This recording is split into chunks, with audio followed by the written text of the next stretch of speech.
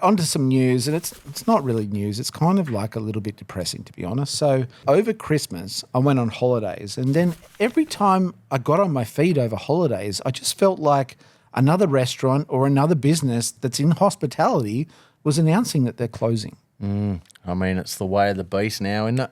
So after about a week or so, I'm like, wow, I started to take some screenshots because they just kept coming. We follow, obviously, a lot of hospitality and food businesses. And then every time I open my feed, again, another message, another restaurant closing their doors. And they just kept coming. So I'm flicking through message after message here from butcher shops, music lounges, restaurants, barbecue joints, even festivals. And I think the new year has been a bit of a breaking point for some businesses saying to themselves, how long do we want to keep doing this? Yeah, that's it. I mean, it's business at the end of the day. You can't continuously run a failing business if it's just not coming back in the door. Yeah, or you're not making any money. Oh, that's it. There's a lot of businesses that don't make money, mate. They're just literally breaking even is a win for them. So this image right here, it sums it up. And it was an image posted by the Dusty Knuckle, and they are a bakery, a really good bakery based in the UK. And it's a very cool visual representation about where the money goes in making a loaf of bread. And it's a fantastic illustration of a loaf of bread cut up into sections. They've got little signs in each of the parts of the loaf of bread to illustrate where the money goes when you buy a loaf of bread. And it was to justify having to put their prices up. So the loaf of bread is broken up into the costs of staff, ingredients, running costs, which can be rent and utilities. Then there's maintenance, and there's a tiny slither at the end for rainy day savings, and that's a bakery. So it got me thinking, right? In the last 5 years, the ingredients that it takes to make an artisan loaf of bread have gone up about 42%. That's just the raw ingredients. But compared to a brisket, the cost of the raw ingredients of cooking brisket for a barbecue joint has gone up 78%. So if you're comparing a loaf of bread to brisket, brisket has doubled. Fucking oath it has.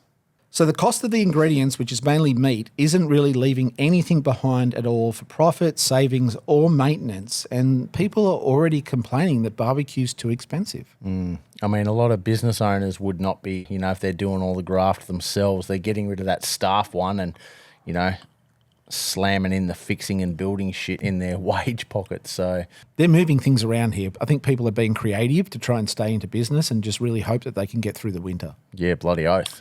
So in Texas alone, Buzzy's Barbecue shut its doors in August last year. In 2010, they tied for #1 brisket in Texas, awarded by Texas Monthly. They won Barbecue Pitmaster's Texas Champion on Season 3 against Ernest Cervantes from the Burnt Bean Co. It was voted Best Barbecue in Kerrville for 28 consecutive years. They closed the doors.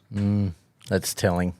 Brick's Barbecue in Fort Worth. They were serving some exceptional barbecue, but basically said the landscape had changed since they started in 2017. They got an honourable mention in the most recent 2025 Texas Monthly Top 50 list. They made great barbecue. Brett's Barbecue Shop was a Texas Monthly Top 50 barbecue joint on the 2021 list, and in 2025 it got an honourable mention. The Houston Chronicle called it a top 5 barbecue destination in Houston. They cited rising costs as a reason for closing.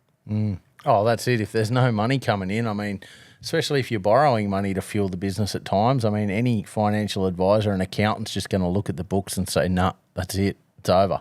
Brotherton's Black Iron Barbecue in Pflugerville, Texas, issued a public plea in early January 2026 stating that they are on the brink of closure and asking the community for support to help them to get through the slow winter season.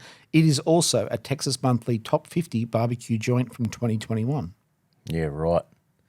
These are good barbecue joints. They're really good barbecue joints.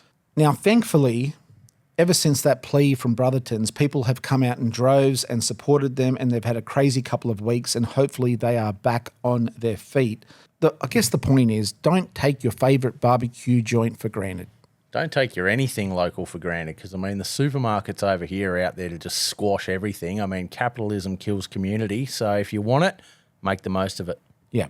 Prices are going up everywhere. Unfortunately, barbecue joints are going to have to raise their prices for the reasons that we mentioned in this little segment here, but we really hope that you do get out and support them because they don't really need to cry out and say, we're going to go broke for you to get out and support them. You've really got to swallow your pride to come out and plead for help too. So a lot of these people are, doing this very uncomfortably, but very grateful for these outcomes being turned around. Yeah, and it's fantastic to see that people are, whoa, I actually really like this place. I need to go support it. Yeah, that's it. Because sometimes people take businesses that have been around for a long time for granted. They're like, oh, I'll go next week or the week after or the month after. And the next thing you know, a whole year's passed and you haven't been there because you're busy with the next shiny thing. And it's a good reminder to go, hey, what are those joints that I really did like? Have I been there lately? Maybe I should go back. That's it. Next time you're about to jump in the Macca's drive-thru or something like that, just don't, and just pull into your local takeaway joint, take an extra 5-10 minutes, support them. I mean, Macca's can afford to not fucking take your money, but the locals can't. Yeah, I agree 100%.